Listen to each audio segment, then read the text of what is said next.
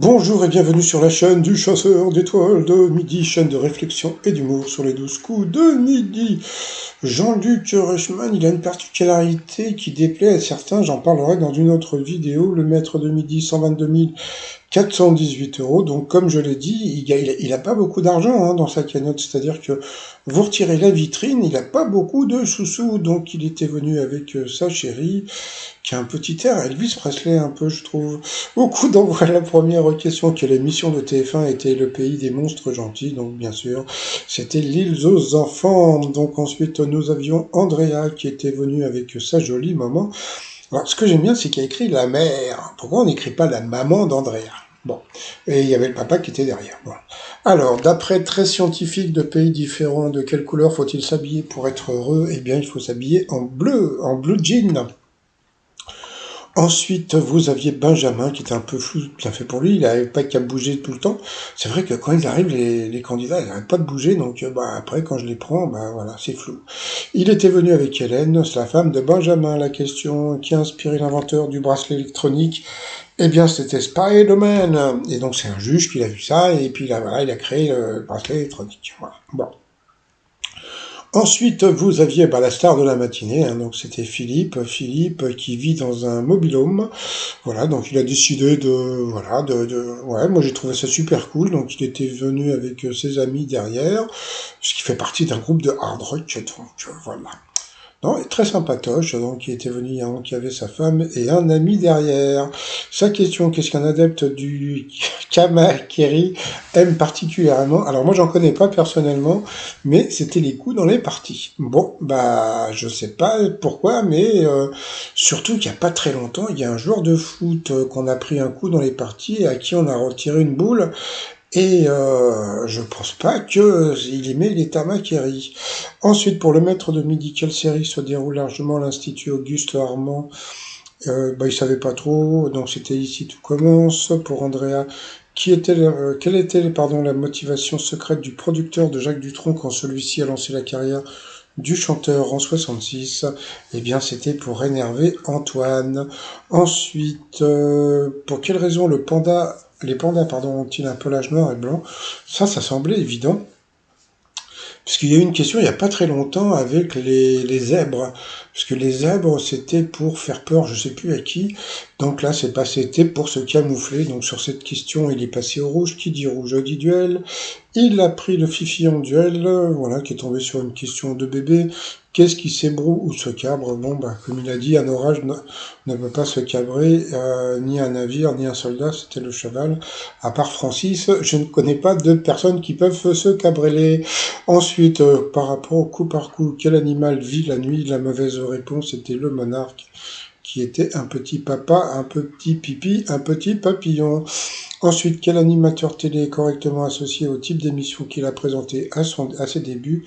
Et là, c'est le maître de midi qui s'est planté parce que il est parti sur Laurent Boyer qui n'a jamais présenté le téléachat. Par contre, Thierry Beccaro, c'était la matinale de France 2. Ensuite, qui a été sélectionneur ou sélectionneuse d'une équipe de France? La mauvaise réponse, c'est le Fifi qui l'a donné.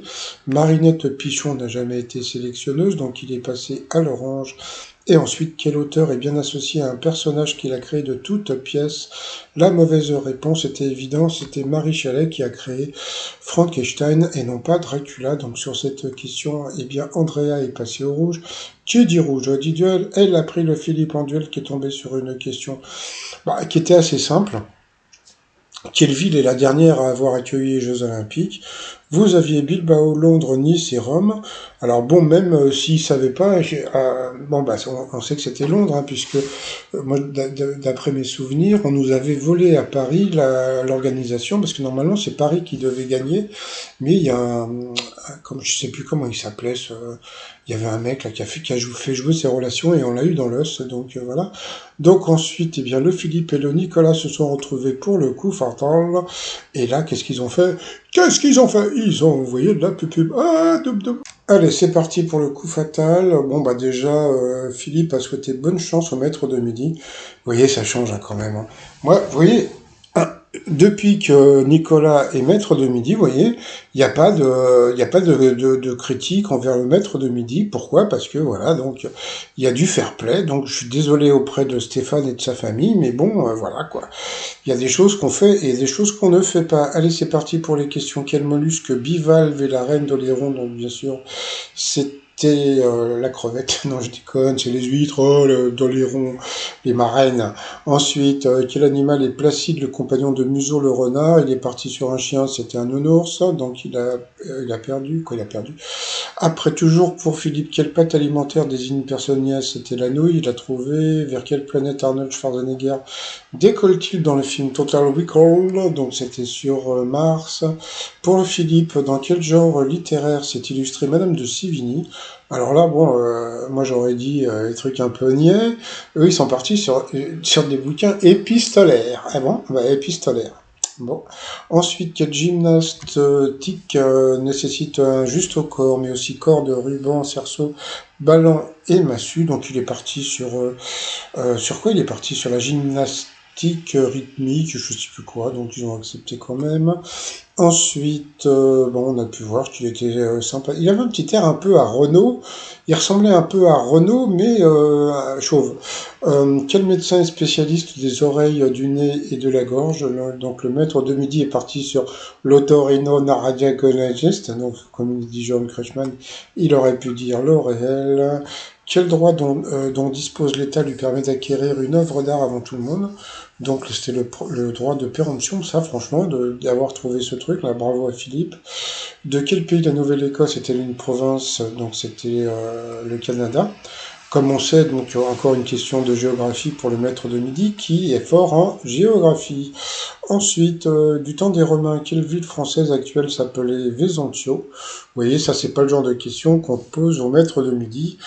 D'après ce que je me rappelle, c'était Besançon. Bon, bah pour connaître ça, bonjour.